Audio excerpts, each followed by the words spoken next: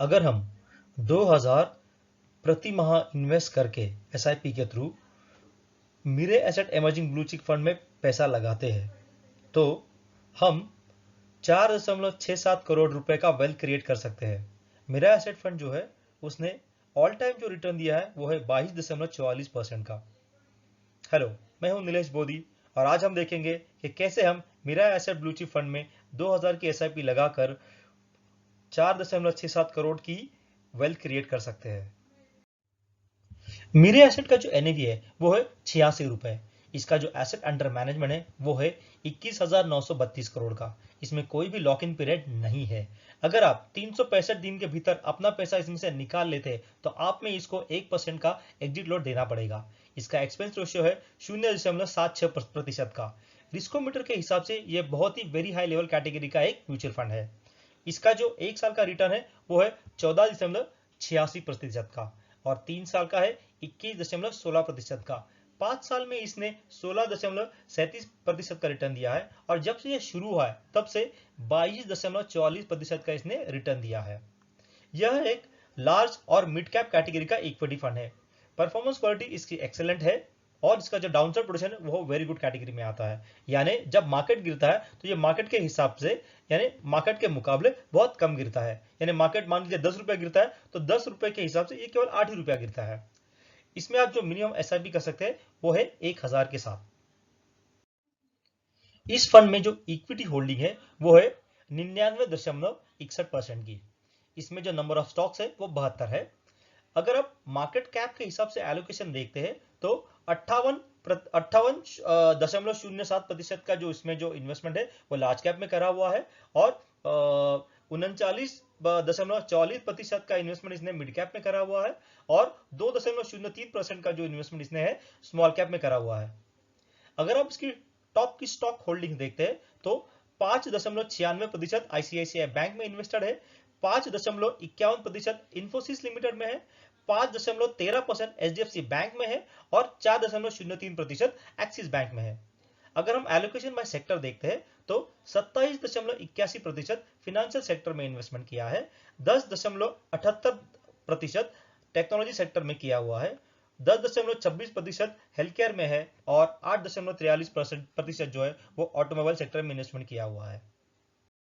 आइए अब हम फंड परफॉर्मेंस को देखते हैं। फंड परफॉर्मेंस में हम 4 पैरामीटर देखेंगे। पहला है स्टैंडर्ड डेविएशन, दूसरा बीटा, तीसरा है शार्पे रेशियो और चौथा है अल्फा। तो स्टैंडर्ड डेविएशन जो होता है वो जितना अधिक होगा फंड की अस्थिरता उतनी ही अधिक होगी। बीटा, म्यूचुअल फंड का जो बीटा है वो ये इस बात को दर्शाता है कि बेंचमार्क के हिसाब से इसका बीटा कैसा रहा है। यानी म्यूचुअल फंड का बीटा उसके बाजार बेंचमार्क के सापेक्ष योजना की अस्थिरता को दर्शाता है। एक से कम का बीटा यह बताता है कि स्टॉक की कीमत समग्र बाजार की तुलना में कम अस्थिर है।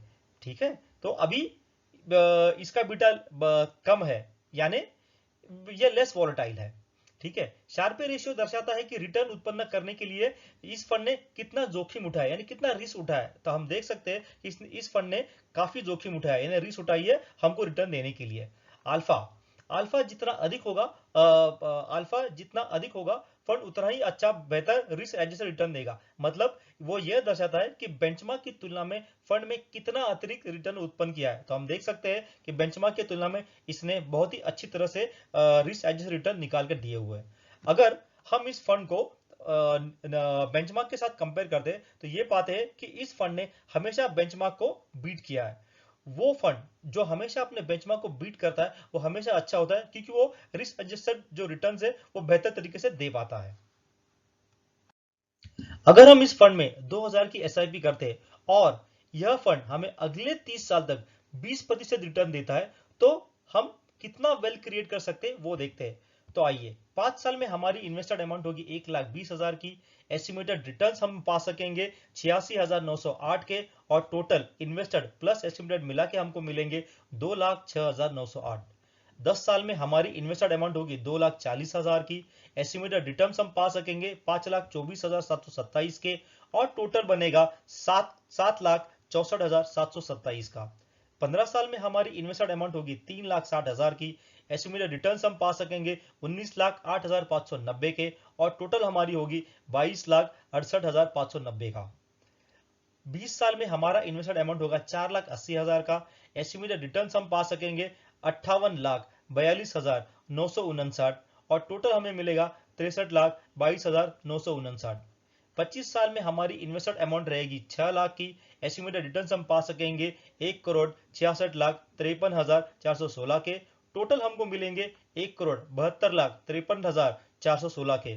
30 साल में हमारी इन्वेस्टेड अमाउंट होगी 7,20,000 की। एस्टिमेटेड रिटर्न हम पा सकेंगे 4,60,01,604 के और टोटल यानी invested amount plus estimated amount मिला के हमें जो टोटल मिलेगा वो मिलेगा 4,67,21,604 का। तो देखा आपने, अगर हम इस फंड में 2,000 की एसआईपी करते हैं प्रति माह और यह फंड हमें अगले 30 साल तक 20 साल की रिटर्न देता है, तो 30 साल में हमारा जो वेल्थ होगा वो होगा 4,67,21,604 का। अगर हम 2,000 प्रति माह इन्वेस्ट करते हैं किसी भी इंस्ट्रूमेंट में 5 साल के लिए जो कि बाजार में अवेलेबल है, तो हमें क्या मुनाफा होता है वो देखते हैं। ठीक है, तो पहला इंस्ट्रूमेंट है बैंक एफडी का। बैंक एफडी में हमें सालाना 6% मिलता है, जिसके तहत हमें मुनाफा मिलेगा 22,775 का और हमारा जो कुल कोच बनेगा वो बनेगा 1,69,295 रुपए का। पीपीएफ में हमें सालाना मिलेंगे 7.10%। हमें जो उसमें मुनाफा मिलेगा वो मिलेगा 27,444 का और हमारा जो कुल कोष होगा वो होगा 1,73,964 का।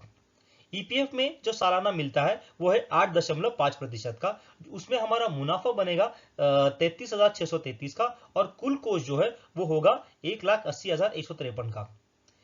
अगर हम किसी भी इंडेक्स फंड में अपना पैसा निवेश करते हैं तो कोई भी म्यूचुअल जो इंडेक्स फंड है वो हमें 12 से लेकर 16% का रिटर्न दे देता है। लेकिन हम यहाँ इस जो इंडेक्स फंड की बात कर रहे हैं, यहाँ हम केवल 11.25% का रिटर्न लेते हैं, जिसमें हमें मुनाफा होगा 46,640 का और जो कुल कोष बनेगा वो बनेगा 1,93,160 का।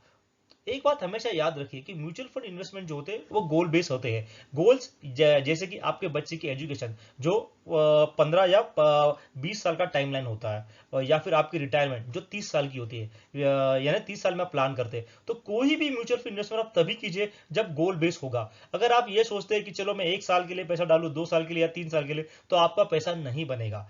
म्यूचुअल फंड इन्वेस्टमेंट जो है वो शॉर्ट टर्म पीरियड के लिए नहीं होता, ये बात आप याद रखिए। ठीक है, और गोल बेस हमेशा इन्वेस्टमेंट कीजिए और लंबे समय के लिए कीजिए, तो ही आपको बड़ा पैसा बनेगा। ठीक है, थैंक्स फॉर वॉचिंग।